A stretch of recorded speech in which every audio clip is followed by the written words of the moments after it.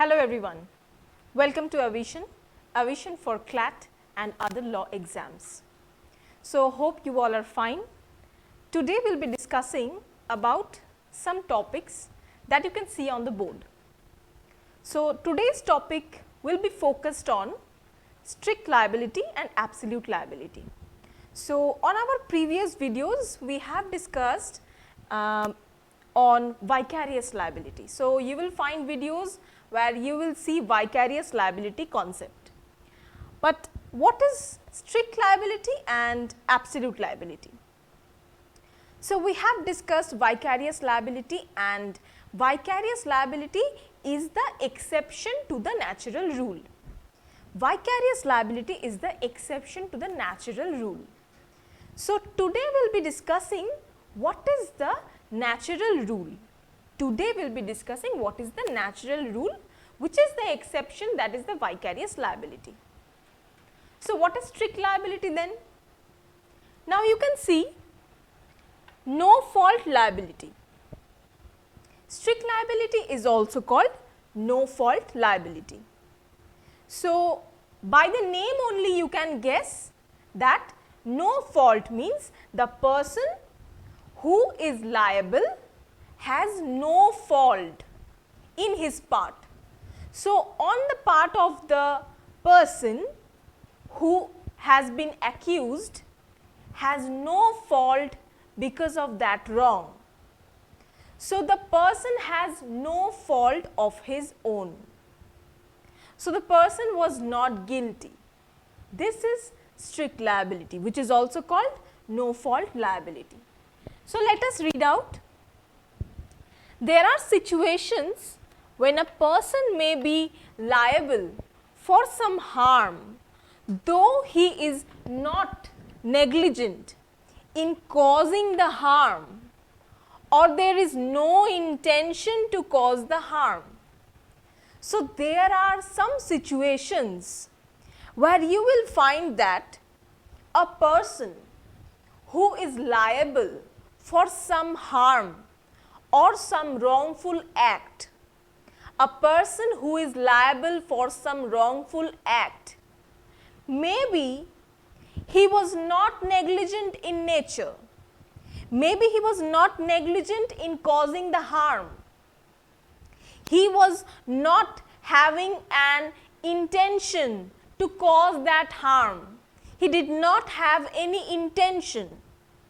So, he did not have an ill motive to cause that harm, and he was not negligent even. He was not negligent. Then what went wrong? So, this is only the meaning of strict liability, where the person who is liable for some wrongful act is not guilty. He has no fault in that wrong. So, let us see what are the essentials of strict liability.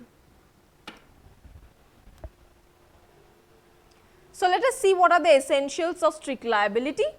As you can see, there are 4 essentials that needs to be fulfilled, if you want to say that this case falls under strict liability. If you want to say that this case falls under strict liability, then these essentials have to be fulfilled. Okay. So, what is number 1? Number 1 is the plaintiff must prove the injury. So, who is going to prove the injury? Just suppose some injury has been caused to me. I go to the court and I sue the defendant because of that injury that has been caused to me by the defendant. So, I am the plaintiff. So, to prove that the injury has been caused, I was injured by the act of the defendant, this totally depends on the plaintiff. So, I will have to prove my case. I will have to prove that the defendant caused injury to me. I was injured by defendant's act. Okay. What is next? must prove that the defendant's act caused the injury. So, I will have to prove that, the plaintiff will have to prove that the act of the defendant caused injury to me. Nobody else's act, only the act of the defendant, the action of the defendant caused injury to me. So, I will have to specifically prove this thing, that defendant caused injury to me, no other person. Okay. So, what is number 3? Some dangerous thing must have been brought by the defendant on his land. So, this is another essential. Okay. You will have to prove this. If you want to say that strict liability has this is a strict liability, then you will have to prove that the defendant brought some dangerous thing. It may be anything. It may be some poisonous kind of a thing, or it may be some dangerous kind of a thing. Anything it can be. It can be a gas, it can be a smoke, it can be in a liquid form, it can be a solid form, whatever it can be. But it should be a dangerous thing, which is dangerous to life, which is a threat to life, or which will cause damage, which may cause damage to other person's property. So, this is what you call a dangerous thing. So, a dangerous thing is that which causes life threat, or it may be which causes damage to others' property. So, this is a dangerous thing which you will have to prove that defendant was having that dangerous thing in his land. Okay. What is number 4? The thing kept by the defendant on his land must escape. So, this is also an ingredient that you need to prove, that the plaintiff needs to prove, that the dangerous thing that the defendant was having in his property, the defendant brought in his property, it should escape. Okay. If just suppose the defendant has bought something dangerous and he has kept it in his property, kept it on his land. Okay. But that dangerous thing is not causing any danger to others. He has just kept that dangerous thing on his land, in his own property. So, it is not causing any danger to others, it is not causing any life threat to others, it is not causing any damage to others' property. So, in this case strict liability is not happening. In this case you cannot say the defendant is guilty because he has kept something dangerous in his property. You cannot say that, because that dangerous thing did not affect you in any way. You cannot say that. So, I am a citizen of India. I can keep anything. I am free. Okay. I am a major person. I am not a minor. So, I can do anything. I can keep dangerous things in my property. Yeah. But if that dangerous thing that is in my property, it escapes suddenly. Just suppose I have kept a poisonous gas cylinder and it suddenly burst, and the poisonous gas starts leaking. Okay. Then when it causes damage to others' property or it causes life threat to other person, then you can say strict liability has been caused. Okay. So, this was the concept of strict liability. Now, see, there is a case law which was a landmark judgment. This is a landmark judgment, that is Rylance and Fletcher versus Fletcher.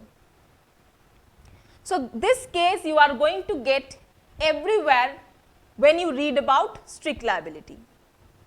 So, what is this case about? Let us first understand what is this case about. So, this was a case of 1868. Okay. This was a case of 1868 which was decided by the House of Lords. This case was decided by the House of Lords. Now, in this case what happened? Defendant was a mill owner.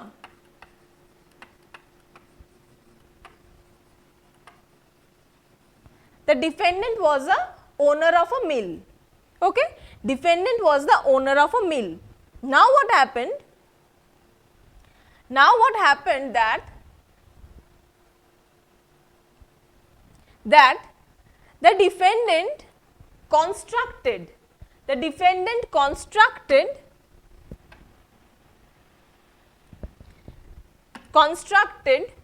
a water reservoir.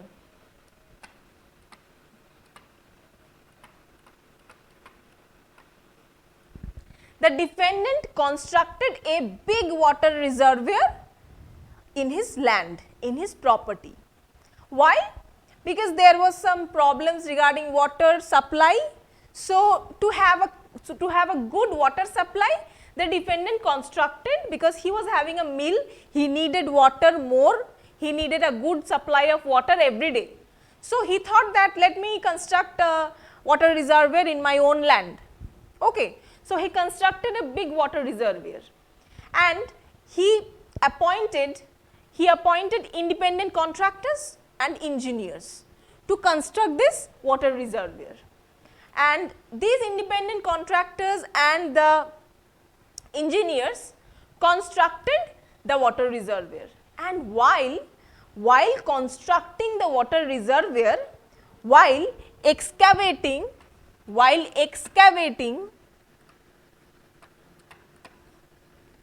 land. So, while excavating the land, okay, excavating when the soil was being excavated, okay, underground, what happened? The engineers and the contractors saw that there were some old unused shafts. There were some old unused shafts present on the underground of the reservoir where it was going to be constructed. Now what happened? The contractors and the independent contractors and the engineer did not tell this to the defendant, that is the mill owner. They did not say this to the mill owner and they constructed the water reservoir. Okay, what happened next? When on the next day the water reservoir was filled with water, it suddenly bursts out. The water reservoir burst out. The water reservoir burst out because there were shafts present. And what happened? As the water reservoir burst out, then on the adjoining property there was a coal mine. Okay, there was a coal mine which belonged to the plaintiff. So, the plaintiff's coal mine was present in the adjoining property, and what happened? The coal mine got flooded out of this water. So, the coal mine was just damaged out of the water from the water reservoir. Now, what happened? The plaintiff suffered loss. The plaintiff who was the coal mine owner, suffered huge loss because of the water reservoir burst of the defendant. So, he suffered huge loss and the plaintiff sued the defendant for this because he suffered great loss. Now, what happened? Now, the court said that, Supreme Court was of the view that this belongs to strict liability because the defendant did not have any fault in this case. He did not have any knowledge of the old shafts and he did not have any intention to cause harm to the plaintiff's property or to the plaintiff's coal mine. So, the defendant did not intend to do that. Yes, so this falls under the category of strict liability, which is called no fault liability. So, the defendant, obviously the defendant took great care. So, the defendant was not negligent in nature, he took great care.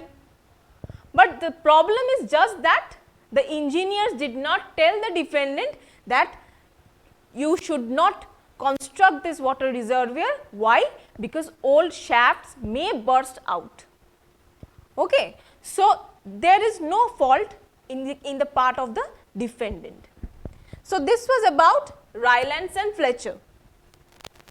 What is next? See, you can see that there are some exceptions to the rule of strict liability. There are some exceptions to the rule of strict liability. These are the 4 exceptions that you find in strict liability. Means, what do you mean by exceptions? Okay.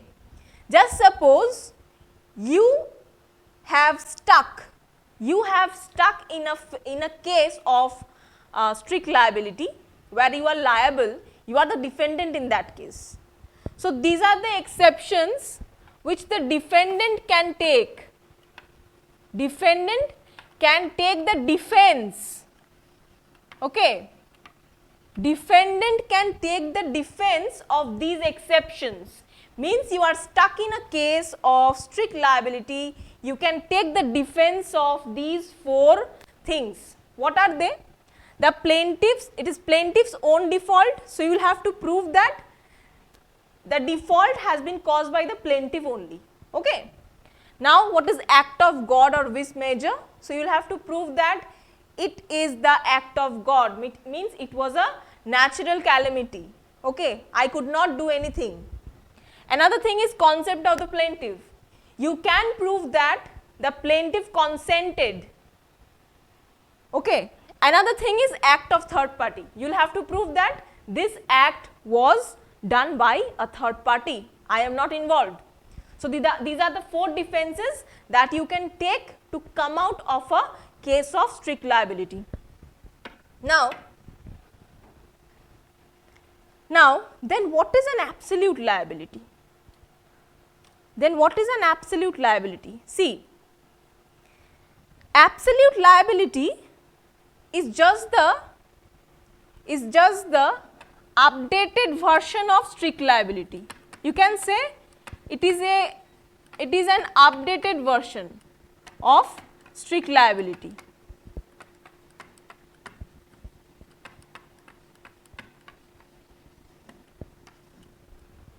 It is an updated version of strict liability. So, what is the difference?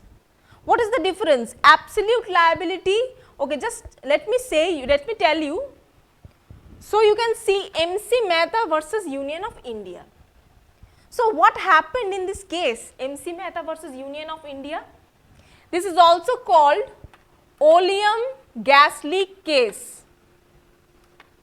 This is also called oleum gas leak case. Okay. Now, in this oleum gas leak case, it was a case of 1985.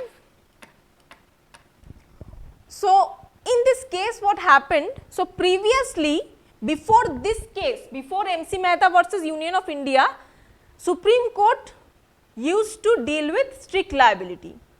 But after this case, Supreme Court said that you should follow absolute liability and you should not follow strict liability. Why? Because there were exceptions present in strict liability, and the Supreme Court said after this judgment that when you are liable of any act, where a mass of people, a big mass, massive people are facing damage because of your act, because of this gas leak, poisonous gas leak, if this kind of a situation arises, then you cannot take any defense and you cannot get out of the case saying that it was the act of God or the plaintiff was the wrongdoer, or you cannot say this was the act of the third person, and you cannot go out of the case by giving these defenses. So, you will have to take the responsibility that wrong you have committed. So, you cannot run, okay. You cannot run from your responsibility. This decision was given by Supreme Court after the case of MC Mehta versus Union of India. So, what happened in MC Mehta versus Union of India? How did this oleum gas leak occurred? So, there was Shriram Food Industries. What happened? Shriram Food Industries, from this company, okay, from this company, it was a manufacturer in Delhi. It was a manufacturer in Delhi. What happened? From their manufacturing unit, this oleum gas leaked, okay, and massive destruction occurred. There was a massive destruction. What happened? There was an advocate practicing in Tees Hazari Court in Delhi. So, just adjoining area, it was the adjoining area, advocate practicing in Tees Hazari Court, he died, okay. And due to this oleum gas leak case, and many others were affected by this gas leak, okay. After that, what happened? Under Article 32, one PIL was filed. One PIL was filed in the Supreme Court regarding this oleum gas leak case. So, what happened then?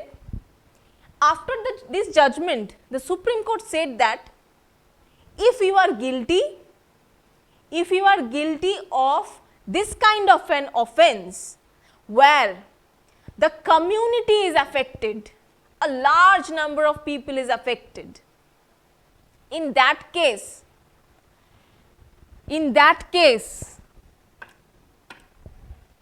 you cannot take the help of any exception or defense. Any exception or defense, you cannot take the help of any exception. Okay. Next is, so this is the difference. Supreme Court said that exceptions and defenses, you could take exception and defenses in strict liability. You can take the help of those 4 defenses available in case of strict liability and you can get out of the case. But in case of absolute liability, these exceptions are not there. You cannot go out of a case of absolute liability without taking your responsibility. Okay. So, when you read these 2 cases in detail, this MC Mehta and your Rylance versus Fletcher, when you read these 2 cases in detail, you will find the difference between absolute and strict liability. So, I guess this class helped you in finding the difference between absolute and strict liability. So, if you are new to our channel, please subscribe our channel and click the bell button so that you get all the updates relating to legal videos, and it will help you in your CLAT preparation as well as your other law entrance exams preparation. So, do not forget to subscribe our channel and keep watching. Thank you.